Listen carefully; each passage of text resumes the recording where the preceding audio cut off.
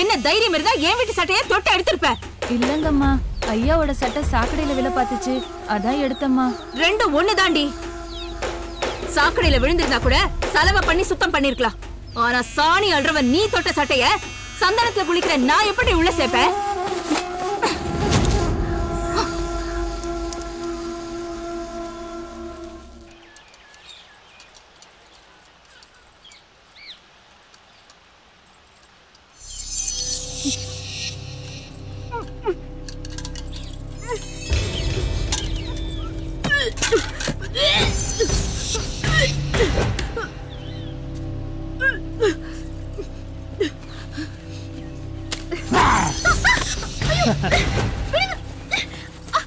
என்னாச்சு?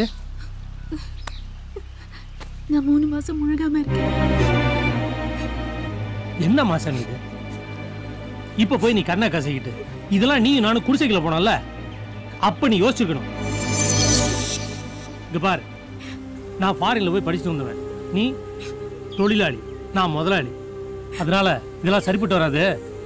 போய் நல்ல டாக்டரா பாரு, சரியா? ஏய், இப்படிலாம் நான் சொல்ல போறேன், நீ பயந்துட்டியா? உன்னை நான் தான் கட்டிக்க போறேன். நடக்குமா? கண்டிப்பா நடக்கும். உங்க வீட்டுல சம்மதிப்பாங்களா?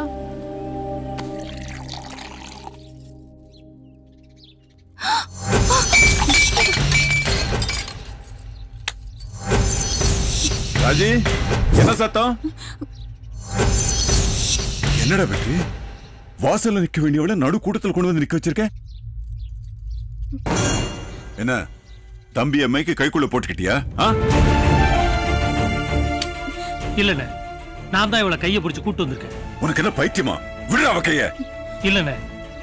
என்னடி சொல்றான்? கொஞ்சம் பொறுமையா இருங்க தம்பி. இவ யாரு தெரியுமா?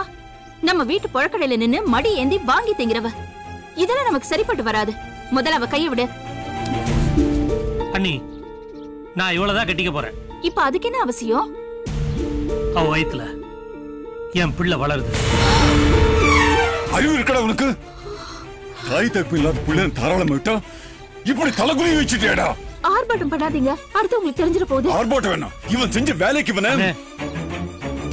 இனிமே நீ என் தம்பியே இல்ல, என் மூஞ்சில முழிக்காத. போய் சொல்லுவன. சரி சரி, நான் பேசிக்கிறேன், நீங்க உள்ள போங்க. நீங்க உள்ள போங்க. நீ இவளை கூட்டிட்டு வந்ததை யாராவது பாத்தாங்களா? இல்ல நீ. சரி சரி, யாராவது பாக்குறதுக்கு முன்னாடி இவளை வீட்டுல விட்டுட்டு வா. அண்ணி, இவ ரொம்ப நல்ல பொண்ணு. நீ இவ மேல எந்த தப்பும் இல்ல. தெரியும், ஆனா எல்லாம் முறைப்படி தானே நடக்கணும். மத்ததெல்லாம் அப்புறம் பேசிக்கலாம். நான் இருக்கேன். ஆரா, இவளை கூட்டிட்டு போய் வீட்டுல விட்டுட்டு வா.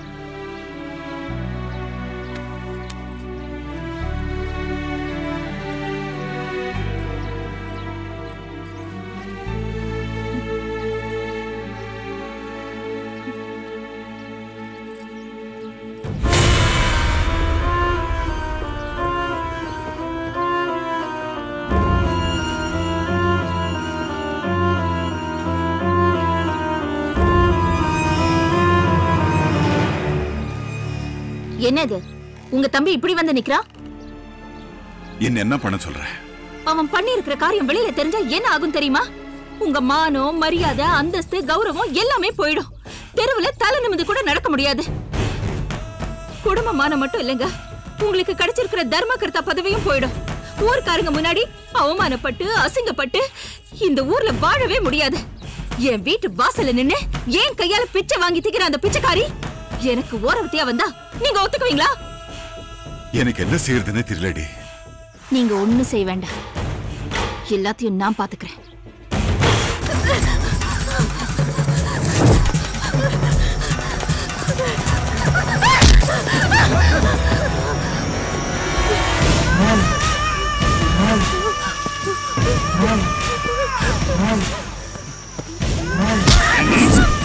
திமிர் உனக்கு. அடிச்சா ஏன்னு கேட்க ஆள் இல்லாத அனாதை நீ, உனக்கு பண்ணையார் வீட்டு பையன் கேக்குதா?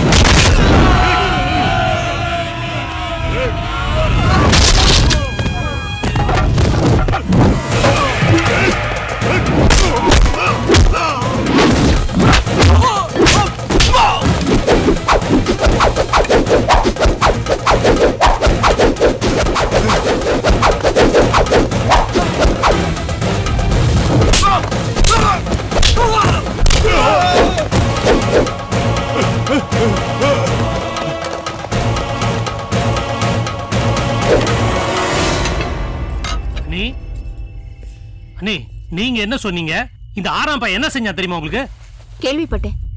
அதான் அவனை வேலையை விட்டு தூக்கிட்டேன். நீ எதுக்கு டென்ஷன் ஆவற? உட்கார்ந்து சாப்பிடு. வேண்டாம் நீ.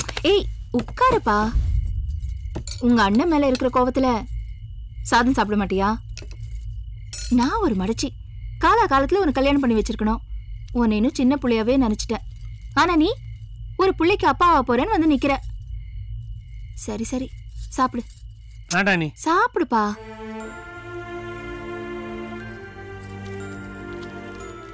இதெல்லாம் சரிப்பட்டு வருமா?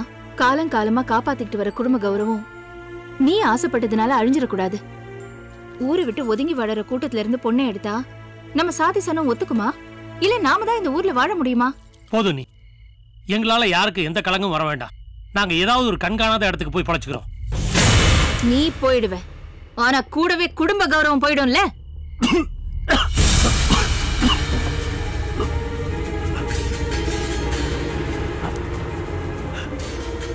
அண்ணே நீங்களா? உங்களுக்கு கௌரவம் தான் பெருசுன்னு சொல்லியிருந்தீங்கன்னா நாங்க 2 பேருமே உயிரை விட்டுருக்கோமே அண்ணி. இப்ப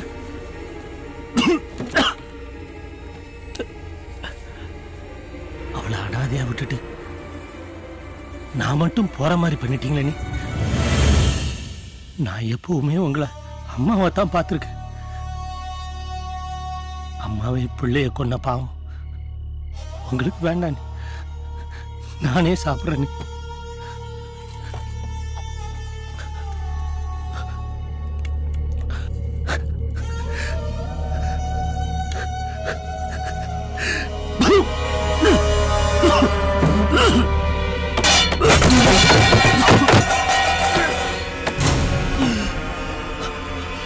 ஆரா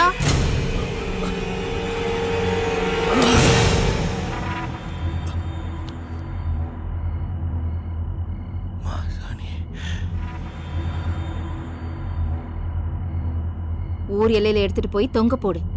அவனா போய் சேர்ந்துட்டான்னு ஊர் ஜனங்க நம்பட்டும்.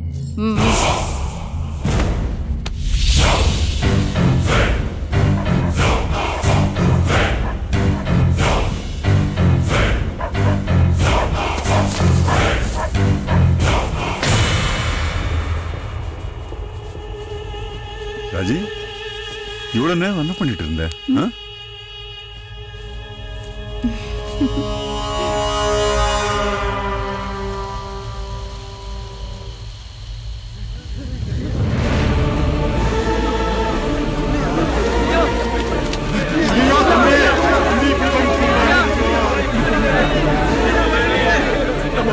நல்லா தனியா இருந்தாரு.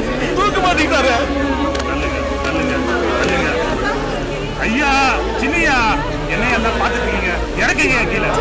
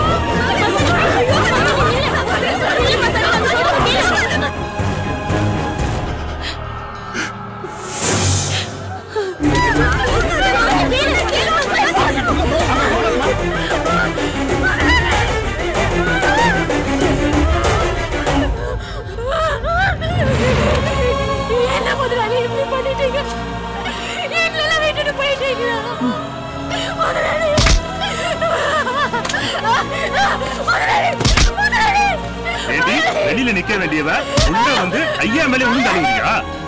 ஓடி ஓடி ஓடி ஓடி.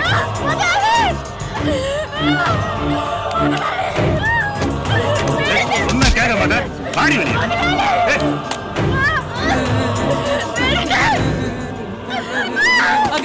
ஏண்டா யார உள்ள ஒண்ணும் தெரியாத உனக்கு?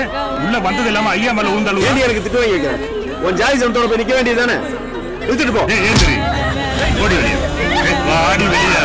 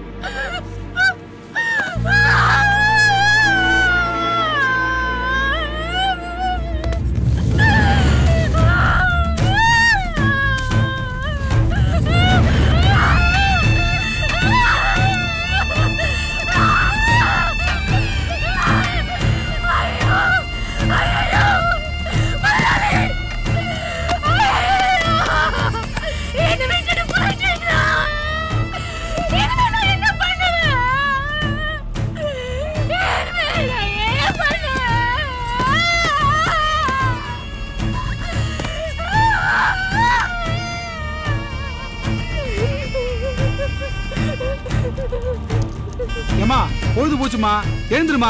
பொம்பளைங்க எல்லாம் இருக்க கூடாது. ஏமா எழுந்துருமா, சொல்றேன்லம்மா, போன் சொல்றேன்லம்மா. பொம்பளைங்க எல்லாம் இருக்க கூடாதுமா, போமா.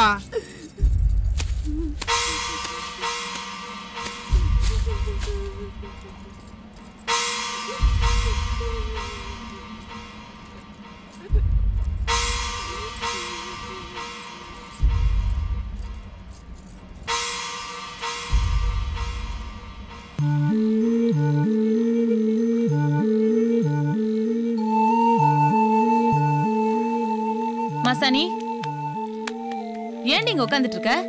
வா வீட்டுக்கு போலாம். ஏய் ச்சே, எக்கேடாவது கேட்டு போ. ஏய் ஏய், உன்னதான் ஊருக்குள்ள ஒதுக்கி வச்சிருக்கல, என் வண்டியை படுத்து பிள்ளைய வாங்கிட்டு ஊருக்குள்ள வந்து ஏவசரவாங்க. படி.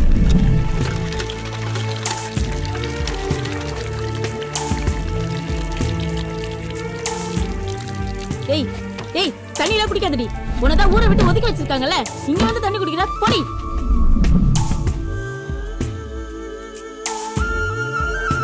கா கா கா.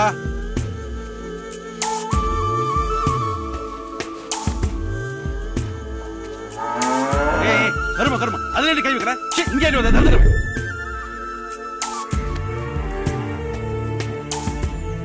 ஐயோ ஐயோ ஐயோ ஐயோ ஐயோ, பெத்த அப்பா தலைவணி வச்சுட்டு இங்கே ஏண்டி வாங்க? போடி.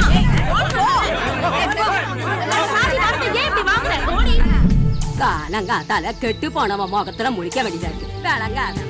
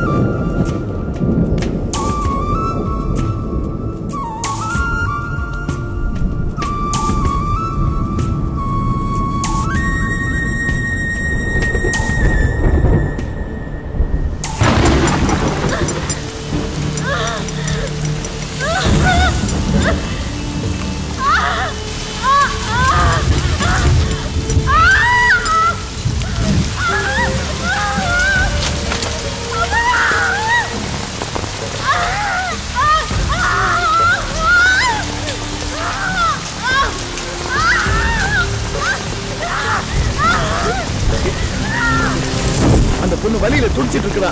யாரையாவது உதவிக்கு அனுப்புங்க. அவ ஊரை விட்டு ஒதுக்கி வச்சுவ. மழை பெஞ்சிட்டு இருக்கு. நம்ம பார்த்து தங்கிட்டு நாளைக்கு போவோம்னா. இப்ப நான் மழையில நினைக்கிறது முக்கியம் இல்லையா? அந்த யாரு மாசாணியா? எங்க எனக்கு பொண்ணுதான். அவளை ஊரை விட்டு ஒதுக்கி வச்சிருக்கோம். எங்களால உதவி பண்ண முடியாது. நீங்க போயிட்டு வாங்க சாமி. உங்க எனக்கு பொண்ணுன்னு சொல்றேன், அப்பவும் உதவ மாட்டேன்றீங்களே. வாஸ்தவம் தான் சாமி. அவளுக்கு உதவி பண்ண போக கடைசியில் எங்களை ஊரை விட்டு ஒதுக்கி போட்டா நாங்க என்ன பண்றது? தயவு செஞ்சு போயிட்டு வாங்க சாமி. ஐயா, மண்டபத்துல ஒரு பொண்ணு பிரசவ வழியில துடிக்குது. ஊர்ல எல்லாரையும் கேட்டேன், யாரும் உதவிக்கு வரமாட்டேன்றாங்க. அவங்க என்னத்தை சேர்ந்தவங்களே வெறுக்கிறாங்க. நீங்களாவது கொஞ்சம் வரீங்களா? அந்த பொண்ணு ஊருக்குள்ள வந்து என் உசுர வாங்குது சாமி. ஊரே சேர்ந்து என்னை திட்டுது. அவ செத்து தொலையிட்டோம். நீங்க போய் உங்க வேலையை பாருங்க.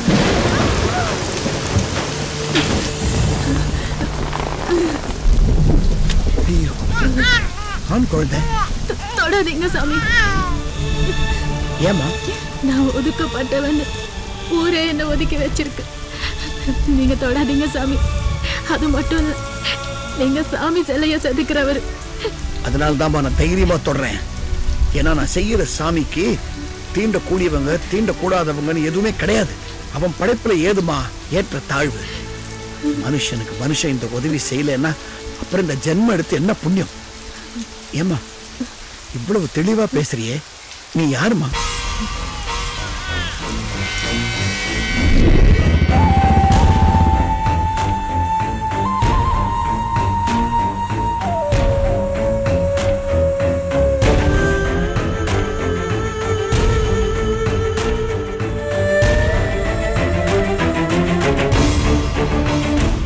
அவரை மனசார விரும்பின பண்ணது தவிர வேற எந்த தப்பும் செய்யல சாமி. புரியுதுமா, உன் மேல எந்த தப்பும் இல்லை. நான் உன்னை நம்புறேன். எனக்கு ஒரு உதவி செய்றீங்களா? சொல்லுமா. இந்த பிள்ளை எனக்கு பிறந்ததுன்னு தெரிஞ்சா ஊருக்காரங்க என்ன ஒதுக்கி வச்ச மாதிரி இந்த பிள்ளைய ஒதுக்கி வச்சிருவாங்க.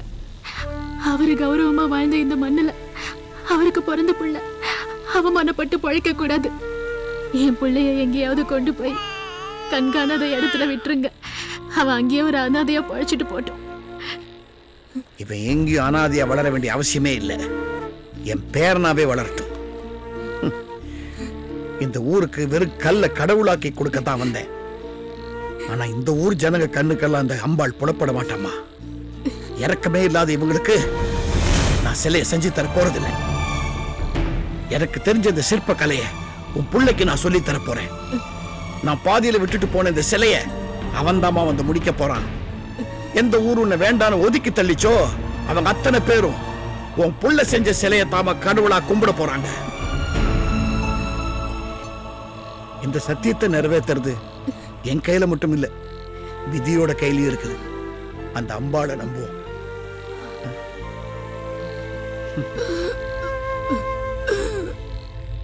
அம்மா,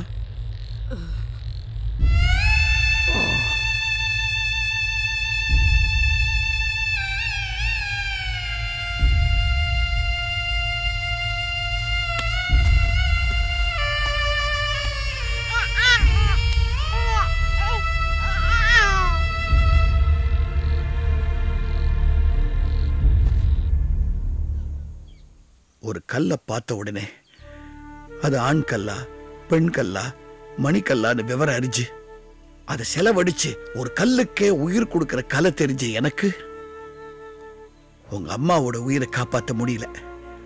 அதுக்கு காரணம் அந்த ஊர் ஜனங்க தான். அந்த ஊர் ஜனங்க மேல எனக்கு இருந்த கோபம் தான் என்னுடைய பாவத்துக்கே காரணம். ஒரு சாஸ்திரக்காரனோட சாபமும் சத்தியமும் நிச்சயமா பலிக்கும்னு சொல்லுவாங்க. என்னுடைய சத்தியமும் பலிக்கணும். நீதான் அதுக்கு ஒத்துழைக்கணும். அது மட்டும் இல்ல, எந்த ஊர் உங்க அம்மாவை உதாசீனப்படுத்தி அவமானப்படுத்திச்சோ அதே ஊர் இன்னைக்கு நீ செய்ய போற கல்ல கடவுள் நினைச்சு கையெடுத்து கும்பிடணும். உங்க அம்மாவோட அந்த நிலைமைக்கு காரணமா இருந்தவங்க யாரு மேலேயும் உனக்கு எந்த விதமான பழி உணர்ச்சியும் வரக்கூடாது. நீ செஞ்சு வைக்கிற சிலை தான் அவங்களுக்கு நீ தர சவுக்கடியா இருக்கணும். தைரியமா போ. நீ சிலை செஞ்சு முடிக்கிற அன்னைக்கு நான் கண்டிப்பா அங்க வருவேன்.